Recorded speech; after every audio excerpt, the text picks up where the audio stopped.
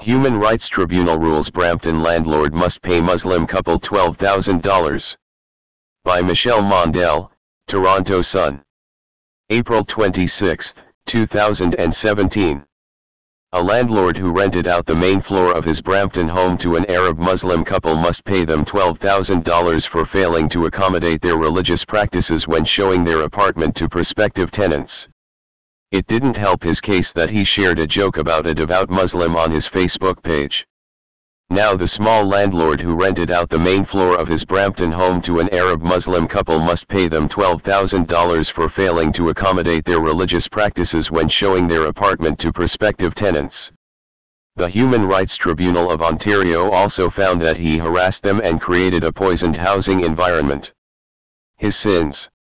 John Ullaby refused to remove his shoes when showing the bedroom where the couple prayed, and while he always gave them the mandated 24-hour notice before showings, he didn't always provide the 5-minute heads-up they'd requested to ensure the wife was modestly dressed and they weren't in the midst of their 5 daily prayers. There was absolutely no evidence that the applicant's requests for additional notice and for the removal of shoes in this case were an attempt by them to impose their way of life on the respondent or anyone else, ruled Vice Chair Joanne Pickle. They were merely making simple requests for the accommodation of their religious practices. Their requests easily could have been met without any hardship to the respondent, let alone any undue hardship as that term is used in human rights law. In December 2014, Waleed Madkour and his wife Heba Ismail moved from Montreal into Ullaby's ground floor apartment. Following several disputes, including the couple allegedly wanting their landlord to be quiet after 10 p.m., they agreed to terminate the lease on February 28, 2015.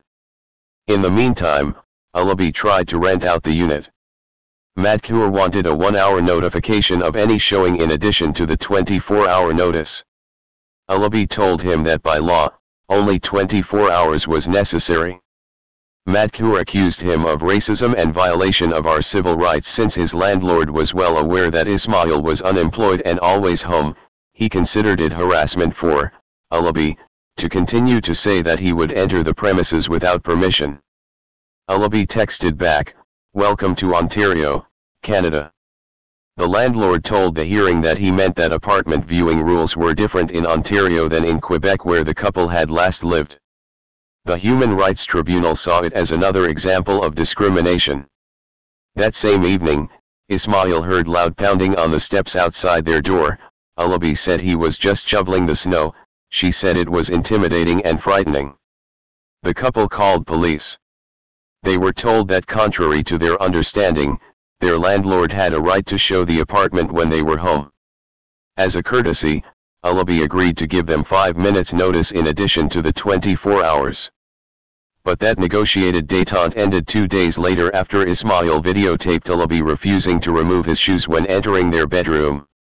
She said it was disrespectful and an act of racism. Ullaby told the hearing that his shoes had never been an issue before and accused his tenants of trying to set up roadblocks to his renting their flat. He also accused them of trying to impose their way of life on him and said the fact that someone belongs to a religion does not permit them to inconvenience others. The tribunal didn't see it that way, especially after the tenants introduced their landlord's Facebook page that had a joke about a devout Arab Muslim that they found offensive. Ullaby told the hearing he had freedom of speech and could post what he wanted on his Facebook page. He did not share the post to attack anyone. He said he shared it only because it made him laugh.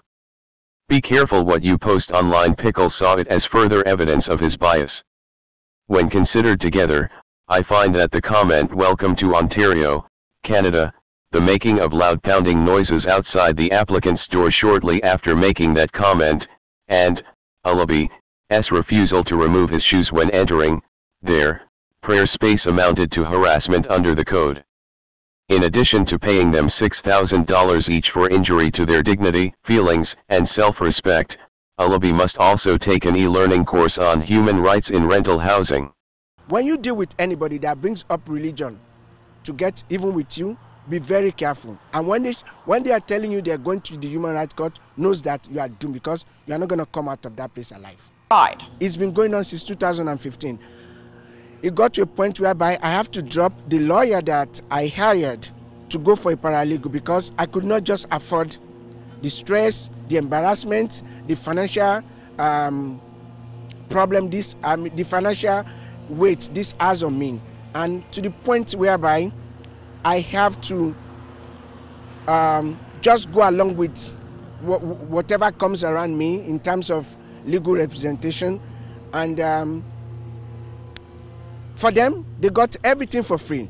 They have a human rights lawyer, probably top-class human rights lawyers, that took their case right from the beginning till the end, because